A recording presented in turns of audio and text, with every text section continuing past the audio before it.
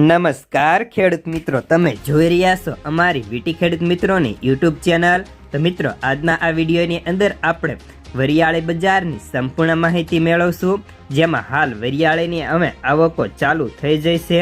ધીરે ધીરે આવકો વધતા માર્કેટ ઉપર કેવી અસર, સાથે જ આગામી સમયમાં ભાવ કેટલા વધી શકે તેની સંપૂર્ણ અપડેટ જોવાના છીએ. તો ખાસ કરીને વિડીયો પૂરો જોજો ને ચેનલમાં નવા હોય તો ચેનલને સબસ્ક્રાઈબ કરી નાખજો.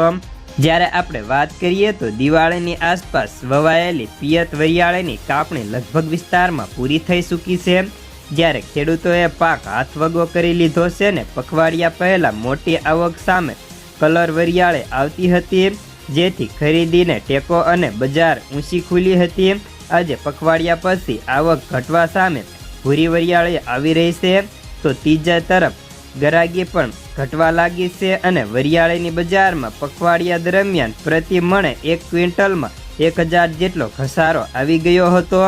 જો કે આજે best Abu road green colour વરિયાળી બજારમાં 7000ની સપાટીએ આંબી ગઈ હતી. જ્યારે આ ચાલુ વર્ષે સૌરાષ્ટ્રના વિસ્તારોમાં છૂટાછવાયા વરિયાળીના વાવેતર થયા હતા. આ શિયાળે ભાગ્યે જ કોઈ ખેતરોમાં વરિયાળી જોવા મળી છે, જે ગત વર્ષે મોરબી, હળવદ, સુરેન્દ્રનગર, ધાંગધ્રામાં બેસ્ટ વરિયાળી વાવેતર વધ્યા હતા. તેની સરખામણીએ આ વર્ષે 5 થી લઈને 10% માંડ વાવેતર થયા હતા, જેના કારણે આ વર્ષે બજારની ઊંચો ટોન જોવા મળે છે અને ઊંચાઈની અંદર સૌથી ઊંચો ભાવ 8000 સુધી પ્રતિ 20 કિલોનો બજાર જોતા જોવા મળે છે.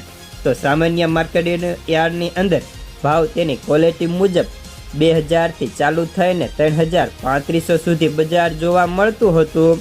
જ્યારે હવે આપણે વિવિધ માર્કેટના વરિયાળીના બજાર ભાવની વાત કરીએ તો રાજકોટ 1800થી 2750, વાંકાનેર 1200થી 2485, પાટણ 1350થી 3000, થરા 1600થી 2181, મોઢાસા 2000થી 3381, પાલનપુર 1300થી 4250, મહેસાણા 1201થી 2320, હળવદ 1651થી 2690, તલોદ 1000થી 1450, પથવાડ 1550થી 2200, બેસરાજી 1742થી 1743 રૂપિયા,